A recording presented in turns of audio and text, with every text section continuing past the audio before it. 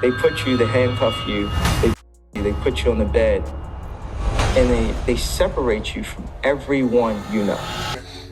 I miss my family.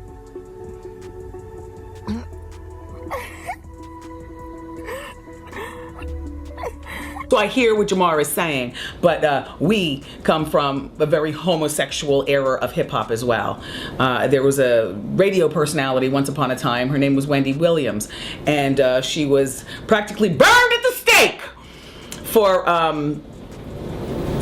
talking about such. And now it's all come full circle. So this Wendy Williams saga is getting more sinister by the minute. And now Kanye's out there saying that Hollywood higher-ups might be trying to silence Wendy because she has too much dirt on some powerful industry players. We all know Wendy's had her health ups and downs, but it's sketchy that her bank froze her assets before they even had proof she was unable to manage them. And then when you think about how Wendy's whole career was built on calling out the shady stuff in the industry, well, it really makes you wonder if Kanye might be onto something. Sure, Wendy was often messy, but she was also fearless, calling out everyone from celebs to politicians, and 9 times out of 10, she had receipts to back up her claims. So is Kanye right?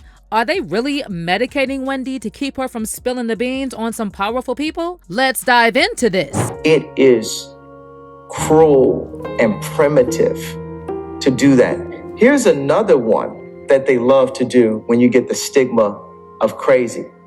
They love to write you off. So I don't know if you watched this new Lifetime documentary on Wendy Williams, but it made her look really bad. And it's crazy to think she was very coherent when that whole mess with her bank started. Only a couple of years ago, Wendy seemed perfectly fine when she publicly called out Wells Fargo. But fast forward to now, and suddenly they diagnosed her with dementia, gave her a guardian who controls all her money, and on top of all this, reports recently popped up that the judge who was overseeing Wendy's guardianship was under investigation for accepting bribes. So according to this report by WABC, Manhattan judge Lisa Sokoloff was under investigation for 6 months after she was accused of taking bribes from guardianship lawyers. And this is the judge who appointed attorney Sabrina Morrissey as Wendy's financial guardian after Wells Fargo froze her accounts in 2022. Now, the investigation didn't find any donations from Morrissey to Sokoloff, but still, Sokoloff gave her several guardianship appointments that same year. And then just a few days after that Lifetime documentary dropped on February 24th, news broke that Wendy was diagnosed with aphasia and dementia. But Wendy's fans were quick to point out the sketchy timing of it all because Wells Fargo froze her assets 2 years before she officially got diagnosed. So back in 2022, Wells Fargo suddenly blocked Wendy from accessing her accounts and claimed that she was incapacitated and needed a financial guardian. The bank even filed a request at the New York Supreme Court asking the judge to appoint a temporary guardian to keep tabs on Wendy's finances. But Wendy and her legal team hit back, pointing fingers at Wendy's former financial advisor, Lori Schiller. They said Lori fed Wells Fargo a load of BS about Wendy being unable to handle her finances. Apparently, Lori started this campaign after Wendy fired her over misconduct involving her accounts. Wendy's lawyer also filed for a temporary restraining order against Wells Fargo on Wendy's behalf, arguing that they were unlawfully blocking Wendy from accessing her own financial reports. But the judge ruled in favor of Wells Fargo, and in December 2022, it was reported that attorney Sabrina Morrissey had been appointed as Wendy's financial guardian. But Wendy didn't take this lying down. She made some serious noise about Lori Schiller and Wells Fargo, basically accusing them of hatching a plot to put her under guardianship. And get this, when you listen to Wendy speak, she sounds as sharp as a tack. No signs of speech troubles or anything remotely close to being incapacitated. About my money. And when I began asking questions about my money, suddenly Lori Schiller has got no response regarding my money. I want my money. This is not fair. And Wells Fargo has no questions and answers with regarding my money. This is not fair. And Lori Schiller and Wells Fargo have this guardianship petition about keeping me away from my money. This is not right. And this guy named Bernie Young, I know for a fact that Bernie Young used my American Express card to hire an attorney to file a petition against me. That was done with my American Express card. A former doctor had medical information about me that I never even got. It was sent over to Lori Schiller. I fired the doctor, and again, all I want to know is, where is my money? This is not right.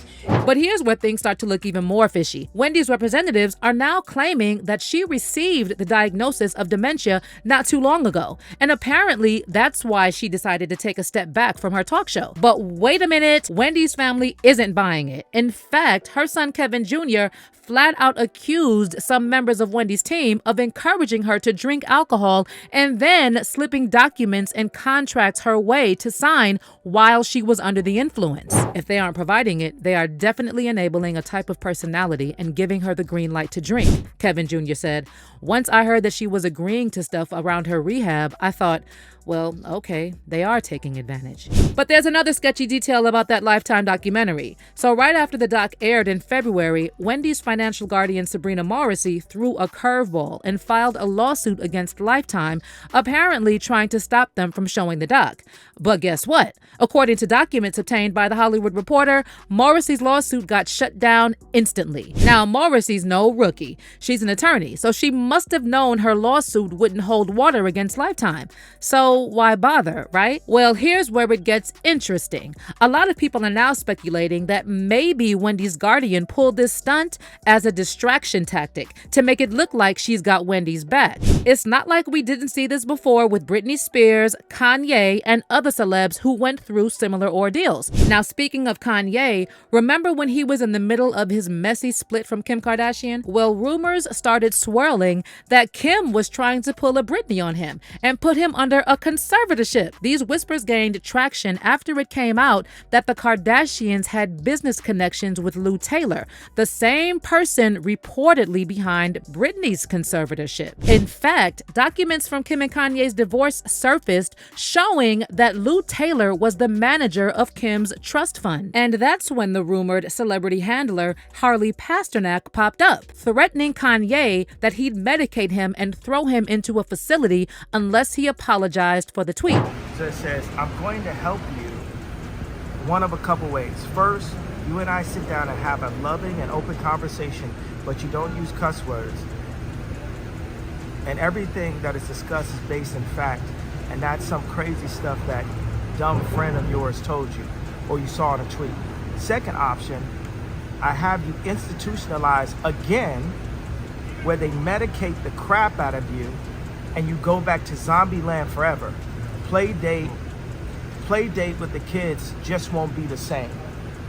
This is the way a Hollywood trainer was talking to me to force me to go and apologize. So turns out that Harley had been in Kanye's inner circle for years, and at first, Kanye didn't suspect anything shady about him. That is until that incident in 2016 at Harley's house when Kanye ended up on a 5150 involuntary psychiatric hold. I'm actually one of his doctors. I'm just calling for my cell phone to request if we can have some police backup, because I don't think the paramedics, you can bring both. Yeah, because I think he definitely is going to need to be hospitalized, so I wouldn't just do the police by itself. Weapons involved or in the area? No other weapons. So when Harley threatened Kanye in 2022 that he would institutionalize him again, how come everyone just brushed this off? Harley was practically admitting he had the power to get rid of a major celebrity, and yet the media barely reported on this. Well, here's a theory on why no one publicly dared to question Harley Pasternak's role in the situation. So people on social media were quick to uncover that before Harley became a Hollywood trainer, he worked for the Canadian government doing some work at a military facility.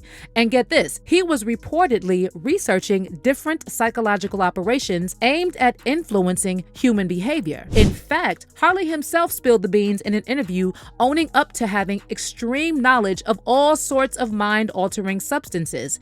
He also explained that when you do this type of research for the government, you don't have to worry about the legal side of things. I was working on my PhD on exercise physiology and nutrition, got recruited by the military to help run essentially the superhuman lab, this laboratory called the Defense and Civil Institute of Environmental Medicine.